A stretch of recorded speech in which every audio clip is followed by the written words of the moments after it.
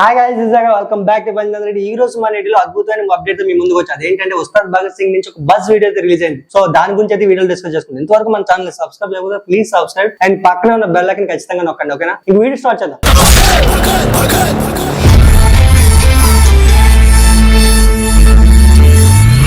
ఇంకా power star Pawan Kalyan గారు అయితే బ్యాక్ టు బ్యాక్ సినిమాలు రిలీజ్ చేస్తున్నారు. సో అదే విధంగా చూసుకుంటే ఉస్తాద్ భగత్ సింగ్ కూడా రిలీజ్ అయితే చేస్తారు అనుకున్నారు. అండ్ చాలా మంది అయితే సినిమా అయితే ఆగిపోయింది అనుకున్నారు. ఎందుకంటే దానికి రీజన్ ఏంటంటే ఓజీ సినిమా అయితే కంప్లీట్ చేయడానికి అయితే గట్టిగా ట్రై చేస్తున్నారు. అట్ ద సేమ్ టైం ఏంటంటే ఆదివారం వీరమల్లు కూడా సినిమా అయితే కంప్లీట్ అవబోతుంది. సో ఈ రెండు సినిమాల వల్ల అయితే ఈ సినిమా ఆగిపోయిందా లేకపోతే ఏంటి అనేది పరిస్థితులు చాలా మంది ఉన్నారన్నమాట. ఇంకా యాంటీ పవర్ స్టార్ ఫ్యాన్స్ అయితే మాత్రం చాలా మంది ఎక్స్పెక్ట్ చేసినట్టు ఈ సినిమా ఆగిపోయింది అని చెప్పి చాలా మంది అయితే ట్రోల్ చేయడం జరిగింది.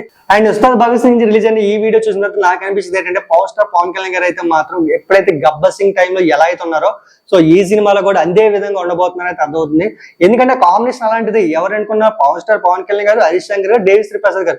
సో ఈ ముగ్గురు కాంబినేషన్ వచ్చిన గబ్బర్ సింగ్ సినిమా ఎంత సూపర్ డూపర్ హిట్ అయిందో మనందరికీ తెలిసిందే కదా. సో అలాంటప్పుడు ఆ కాంబినేషన్ మళ్ళీ రిపీట్ అవుతున్నప్పుడు మళ్ళీ ఆ హిట్ కాంబినేషన్ ఎందుకు రిపీట్ అవుతుంది? సో అంతే మళ్ళీ హిట్ పడిపోతుంది అనమాట. సో ఈ సినిమా చూసిన తర్వాత నాకు అనిపించింది ఏంటంటే బీభత్సంగా ఉండబోతుంది. అండ్ యాక్షన్ సీన్స్ అయితే మాత్రం చాలా అంటే చాలా బాగున్నాయి. And power star Pawan Kalyan గారు అయితే యాక్షన్ సినిమాలో చితకొడేస్తారు. అది కూడా తనకి ఇష్టమైన పోలీస్ కాప్ క్యారెక్టర్ అయితే మాత్రం మీరు చెప్పక్కర్లేదు భయ్య, చితకొడేస్తారు అనమాట.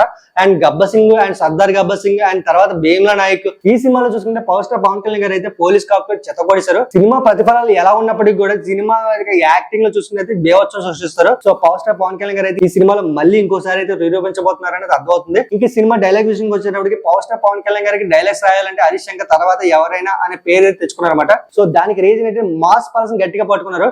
లాస్ట్ టైం వచ్చిన గబ్బర్ సింగ్ లో ఒక డైలాగ్ ఉంది కదా, నాకు కొంచెం తెక్కు ఉంది దానికి లెక్క ఉందని. సో అలాంటి ఒక మంచి డైలాగ్స్ మళ్ళీ దీంట్లో కూడా పడబోతున్నాయి అనేది చాలా మంది ఎక్స్పెక్ట్ చేస్తున్నారు. సో ఈ వీడియోలో చూసిన ఒక మాస్ డైలాగ్ అయితే ఉన్నది అనమాట. అదేంటంటే గ్లాస్ గురించి అయితే ఉంది. సో నాకు అనిపించింది పొలిటికల్ సెటైర్ లాగా అయితే అనిపించింది అనమాట.